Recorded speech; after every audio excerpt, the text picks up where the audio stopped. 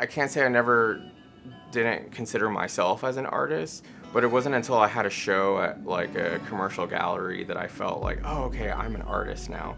And I feel like that's kind of bullshit. My name is Edwin Ramirez. I am here from Louisville, Kentucky, and the art I create is mostly wearable art. It's almost like most of my pieces, especially my masks, are what are called ofrendas, which are altars to just pay tribute to what came before us, what's around us. We really have one of the most biodiverse areas in the country. It is incredibly beautiful, and while there are a lot of invasive species here, seeing all of them entangled together in this absolute chaos is really just beautiful, and it is very inspiring. I do tend to kind of navigate a lot of my art making through the things that I'm listening to. A lot of mixes on SoundCloud, going out and dancing to a lot of like incredible house and techno and goth and industrial scenes here in Louisville is very influential to me, and that is kind of where a lot of my work comes from, is from those experiences.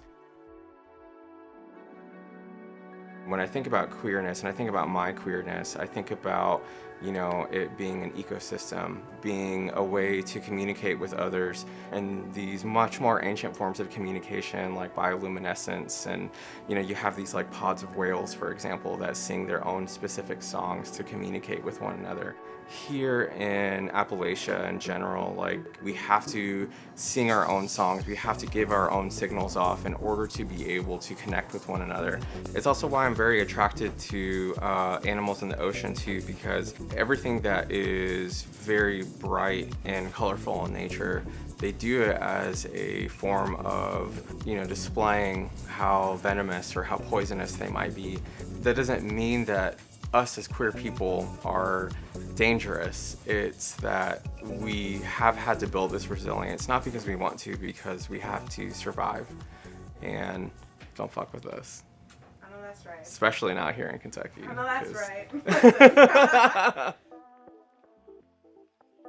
Growing up queer, growing up Chicano is something that really wasn't easy. I grew up my whole life listening to like these news broadcasts talking about like these anchor babies, like people like me who were born here, and like it was unfair. And then the whole being 12, 13 years old, of watching all these gay marriage protests, and like people fighting, people dying, people just like putting themselves on the front line for all that. And all of those things brought so much turmoil, so many complicated emotions and feelings. And so as I grew older, my first response was to kind of conceal who I was. So I was creating these masks and these pieces that would just hide myself so I could express myself in a way that I felt best. And sometimes the way that I felt best was just being a monster, because that is what I kind of felt like everyone else kind of made me feel like. And it felt good, because I'll be the most fabulous monster you've seen, It's mostly coming down to accessibility. There is a very large creative community here. Like, the art scenes here, it thrives, but it kind of thrives within its own little bubble sometimes. And finding a way into it can be really difficult. I do see a lot of folks being pushed out, especially like marginalized folks in our community, Black and brown artists. We're in Kentucky, and it kind of makes sense that that's what would happen, but it doesn't mean it's okay, and it doesn't mean it's fair. Despite the fact that it is hard to be queer here in a state like Kentucky, I'm really grateful for just all my experiences and the people and the community that I've met.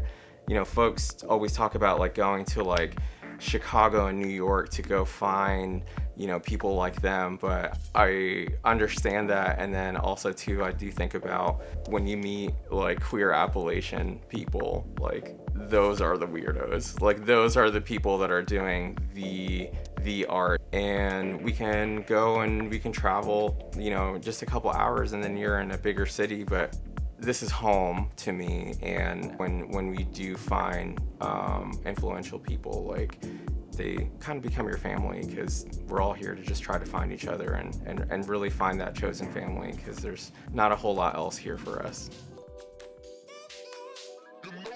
I just kind of make whatever I feel like doing when I'm here in my studio.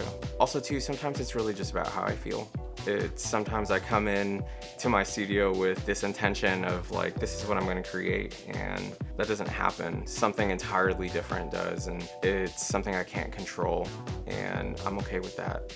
Specifically, intentions that I do set are to celebrate the space that I'm in, to celebrate the land that I live on. It's less about the want.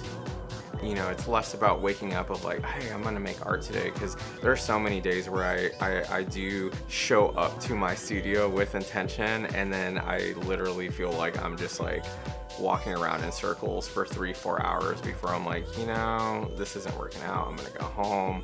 And you don't have to create every single day. Don't think of your success as a creative person or as an artist as dependent on how many views or likes or followers that you have on social media, because with social media these days, if I'm not creating some sort of content, creating some sort of video or photos and posting it, then I'm not going to be seen. But as a person that not only is an artist, but I'm also a human being, like, I have to like feed myself every day. I have to just like make money, live, like those things are sometimes really hard on a day-to-day basis. And when it comes down to it, having to create content for the art that you're creating is also really difficult. I think it really just comes down to knowing your own worth, but understanding that it's not about how others feel, it's about what it does for you. Because art is a ritualistic practice. It is a way to connect not just with yourself, but with the world around you and the other people around you.